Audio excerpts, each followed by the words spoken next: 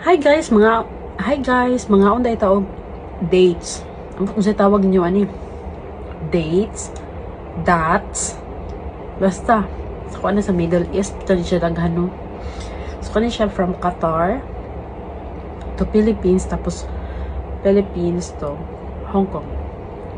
Dala sa akong igagaw nga ikag Qatar nag-uli pud siya sa niya. Kung manghod nag-uli man pud og Pilipinas last month, so kakauli lang niya kagahapon, so ay kabalik lang niya diri sa Hong Kong, so maupod ni amo pong gibahin-bahin. Dapat ko yung mga murag 20 siguro ka pesos to dito sa Silupin.